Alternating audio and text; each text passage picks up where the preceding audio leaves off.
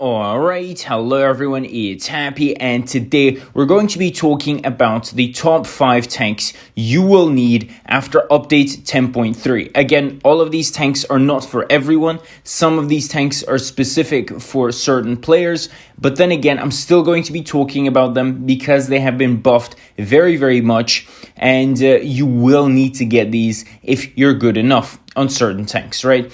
So at number 5, I'm definitely going to be saying the IS-7. I mean, the IS-7 got a few buffs, a few nerfs here and there, and that really wouldn't have made a huge difference. But the biggest thing that this tank got was tungsten shells, right? Tungsten shells on the IS-7 are not OP, but they're very strong because you can smack 2 shots into someone and you're going to be doing around, 1.1k. Maybe if you're lucky, 1.2k with like all the extra alpha, etc. But that's pretty much what like a T57 heavy does with 3 shots, right? I mean, that's really good. And the IS-7 coupled with the good mobility and the good armor, and of course the tungsten shells, which means that this tank has, pretty good alpha for 2 shots every time until you get your adrenaline back, is going to be very good, right? I mean, it's obvious that this tank is going to excel at close ranges now, even more than it did before, and that's why I would definitely recommend the IS-7. Now, next up, I would definitely recommend the Bat Chat. The Bat Chat is going to be at number 4. Again, there's no specific tier list here. It's just tanks that I think all deserve to be played. But again, the Bat Chat is sort of a much harder tank to play. You all know why. It's a light tank, but in my opinion, it's the best light tank as of now. It has an insanely good drum, like really good. Good alpha, good gun handling, good mobility, great view range. Everything about this tank is very good. And if you do enjoy the light tank gameplay, if you do enjoy drums, then the Bat Chat is definitely for you. It's a very strong tank in good hands, especially after the update, and you definitely need this tank. I mean, how can you go wrong? If you're into mediums and lights, I mean, you fly around, smack someone up for 3 shots, and then fly away. Simple as that. The drum is just mwah. It's almost close to perfection. Great drum. And maybe Wargaming are going to have to, sort of nerf this tank in the future. So be careful and maybe get this tank while you can. At number 3, I'm going to be putting in the Leopard 1. Again, very specific tank and very strong at the same time. The amount of DPM this tank has is just colossal.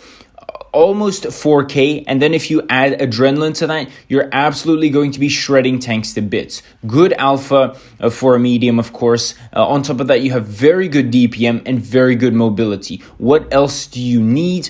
Again, if you're not into mediums or, you have below 50% win rate, then I technically wouldn't recommend this tank to you, right? Because it's going to be hard to play. People are going to HE you, and you don't have armor. You can't rely on it. And so if you do make a mistake, you're going to eat a lot of damage, right? And you're going to die. So again, if you're not that good with mediums, if you're not that experienced at the game, I would definitely not recommend the Leopard to you. But as I said, if you're experienced, oh boy, the Leopard is going to shred tanks to bits.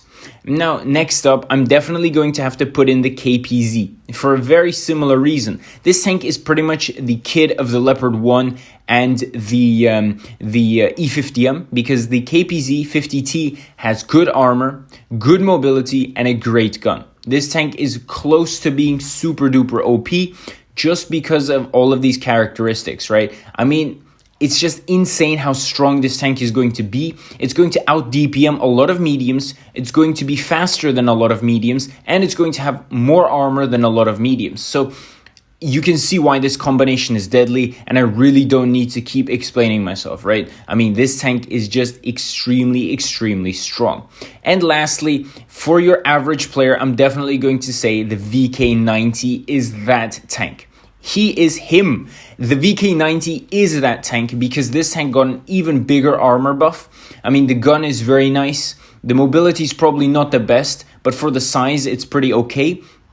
And the side scraping ability on this tank is just insane. The armor on this thing is insane. If you do not have enough penetration, you will get destroyed by this tank. I mean, it's just going to be a pain in the butt to pen this tank while it's side scraping. And even if it's on flat ground, I mean, good luck doing something if it's trying to angle, wiggle, etc., and you don't have enough pen. So tell me what you guys think about this top 5 list in the comment section below. And with that, Happy is out, and I'll definitely see you guys next time. Bye-bye.